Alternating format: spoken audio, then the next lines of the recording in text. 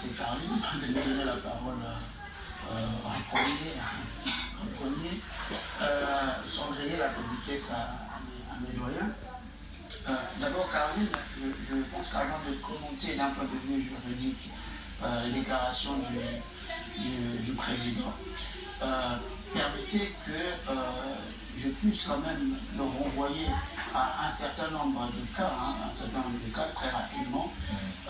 Je pense à ce jeune homme en master 1 de droit à l'université de Brazzaville, Madame David de Brazzaville, qui se fait froidement assassiner devant sa parcelle.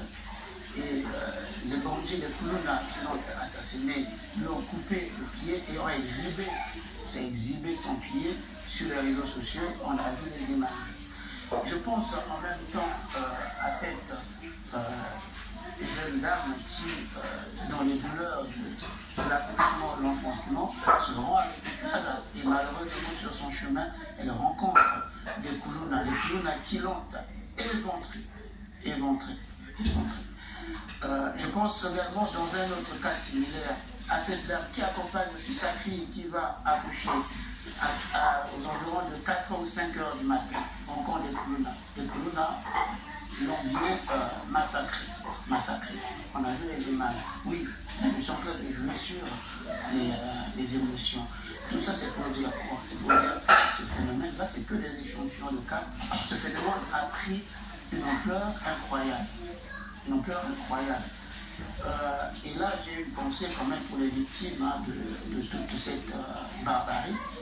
Une fois qu'on sort de ce cadre émotionnel, posons-nous la question que face à ce constat, face à la montée en puissance de ce phénomène, un État responsable devrait faire quoi? Devrait donc prendre des mesures idoines. Et il y a eu des opérations de police qui ont été menées. 2014, bataille à Bakolo, ensuite on a eu l'opération, je crois, coup de filet, il y a eu l'opération coup de poing, etc. Ces opérations stables, ou en tout cas n'ont pas apporté des effets vraiment escomptés. Mais le président de la République, qui est garant de la sécurité de tous les Congolais, devrait-il laisser cette situation perdurer? Non. Il a donc ainsi décidé d'engager, de donner l'ordre à une unité spécialisée pour pouvoir lutter contre un phénomène, un mouvement ou des jeunes qui sont très très mobiles, qui ne reculent devant rien. Donc il faut mettre les grands moyens. Et donc il a donné l'ordre. Maintenant la question qui se pose, c'est la légalité de cette opération déclenchée par le président de la République. Un petit cours très rapidement de droit administratif sur la légalité d'une mesure de police administrative. C'est une mesure là de police.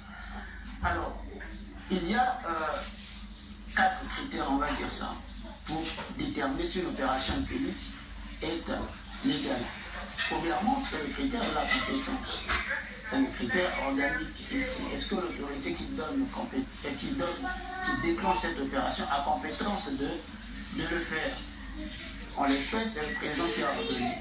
Et le président, en dehors de ses attributs constitutionnels, je vais juste donner lecture du décret, puisqu'il a fait référence au décret qui a créé la DGSP. L'article 1er, je prends le paragraphe 2, je prends les alinéas 3, 4 et 6.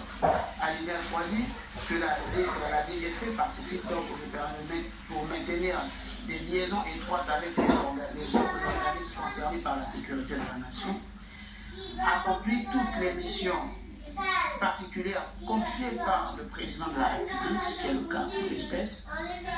Et l'alinéa 6 dit contribue en permanence au raffermissement de la sécurité et de la paix civile au plan national. Il est ici question de sécurité et de paix civile. De ce point de vue de la compétence, ce critère est rempli. Le deuxième critère, c'est celui maintenant de l'objectif poursuivi. Quel est l'objectif poursuivi d'une mesure de police? C'est le maintien de l'ordre, ce qui est le cas en l'espèce.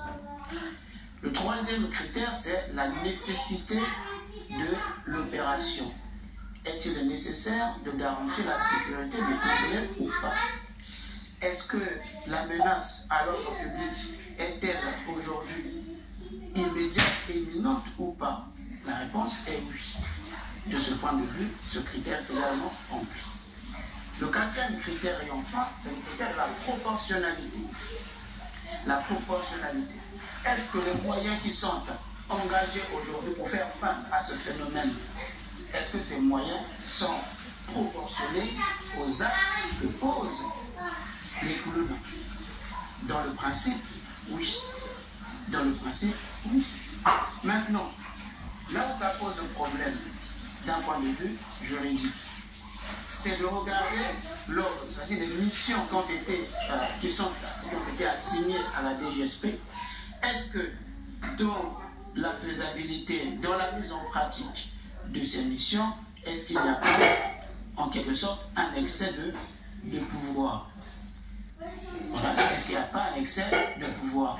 Ça, c'est maintenant la question de la responsabilité administrative ou la responsabilité pénale individuelle des agents en charge de cette opération.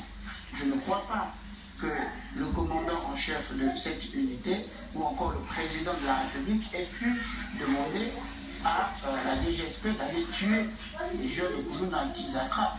Pour preuve, il y en a qui sont arrêtés, qui sont même libérés, qui ont été arrêtés à tort, etc. Alors, il y a des cas de bavure, ça on ne peut pas l'ignorer, c'est une réalité. Il y a des cas de bavure. Alors, ces cas de bavure sont, à mon sens, rencontrent ce qu'on appelle la responsabilité individuelle des agents en charge de cette opération. Ça veut dire que ces agents ont outrepassé les missions qui étaient les leurs. Oui, les missions qui étaient les leurs. Bien. Donc là, à mon sens, de ce point de vue, il faut qu'il y ait un juge pour pouvoir contrôler la menée de cette opération. Il faut que le Parlement se lève pour s'insurger contre le dépassement de la mission qui a été... Parce que quand on tue, on n'est plus dans le cadre, notamment du maintien de l'ordre. On est d'accord? Donc, je pense que d'un point de vue juridique, les choses sont équilibrées. Mais l'opération, le fait qu'il y ait des bavures, qu'il y ait des tueries, n'enlève en rien la légalité de l'opération. Ça, il faut que les choses soient claires. Merci pour cette très longue démonstration juridique. On va parler un peu politique. Il y a quelque chose pour le